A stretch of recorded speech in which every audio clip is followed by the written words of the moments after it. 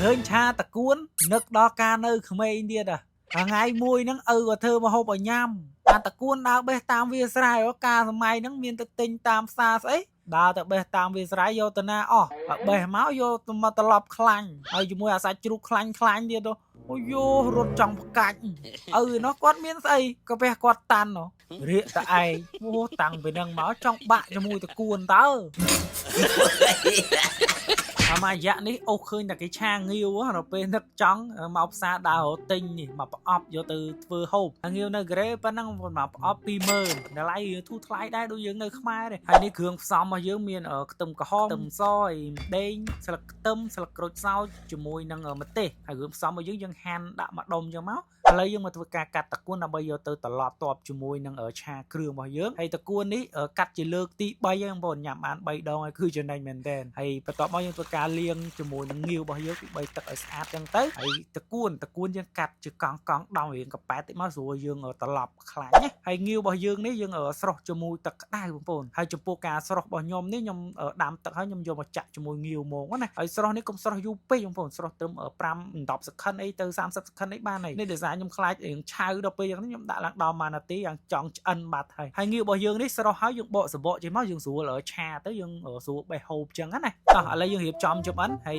ប្លែកអីបងប្អូននេះទិញផ្ទះថ្មីមួយ$10នេះទិញពីម៉ាតអាស៊ីមកហើយបន្ទាប់មកយើងធ្វើការបំពងខ្ទឹមរបស់យើងដាក់មកល្មមបាច់ឲ្យខ្លោចពេកទេបន្ទាប់មកយើងធ្វើការចាក់គ្រឿងដែលយើងហាន់ហើយហ្នឹងហើយយើងកូរវាឲ្យរាងក្រហមបន្តិចមកយើងថែមដាក់ស្ករប៊ីចេងអំបិលហើយទឹកប្រេងខ្យងហើយជាមួយនឹងម្សៅស៊ុបរបស់យើងកូរវាឲ្យឡើងឡោកក្រហមអញ្ចឹងមកសុំយើងដាក់ងាវដែលយើងបកហើយដាក់ចូលមកយើងឆាត្រឡប់ចុះត្រឡប់ឡើងមកលើទៀតមកតោះមកយើងថែមទឹកបន្តិចហើយខ្ញុំអេដបន្ថែមជាមួយនឹងស្លឹកខ្ទឹមដើម្បីឲ្យវាឈ្ងុយណាខ្ញុំចូលចិត្តលោកខ្ទឹមឲ្យប្រភេទឆាគឺខ្វះអត់បានទេហើយងាវរបស់យើងឆ្អិនហើយយើងស្រង់ទុកមកដុំមកយើងធ្វើការចាក់ខ្លាញ់ត្រឡប់ជាមួយតកួនរបស់យើងបន្ថែមទៀតយើងតំណប់ដើម្បីធ្វើជាបន្លែជាមួយនឹងឆារបស់យើងណាហើយតកួនយើងមិនបាច់ត្រឡប់អីយូរពេកទេព្រោះយើងគ្រាន់តែឲ្យវាឡោកតិចមកយើងចាប់ដាក់ក្នុងថាសរបស់យើងមកចាក់ជាមួយនឹងងាវរបស់យើងពីលើមក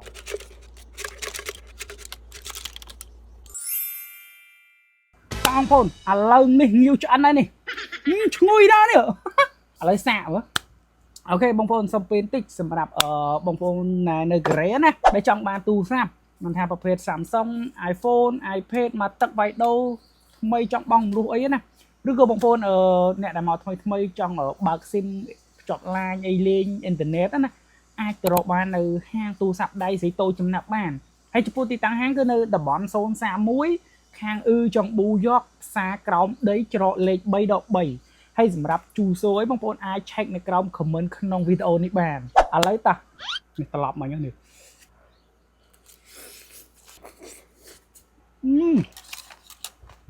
តកួនក៏ឆ្ងាញ់ទេ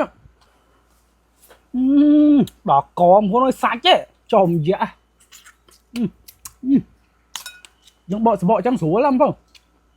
ហាច់បឺតយកហ្មងណាជ្រលក់ទឹកវាញ៉ាំមកនេះយកអត់មានទឹកជ្រលក់ទេគេថាយើងដាក់គ្រឿងក្រៅមកសពចូលក្នុងនឹងមងអញ្ចឹងណា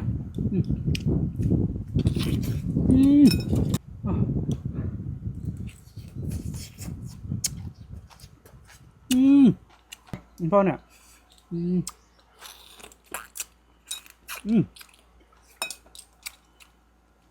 សាច់ឡើងដល់កងមើលនេះ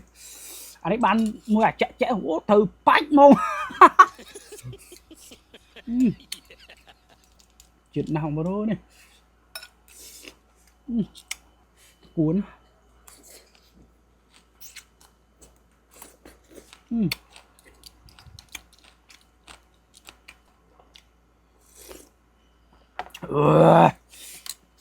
ជាតិម៉េះ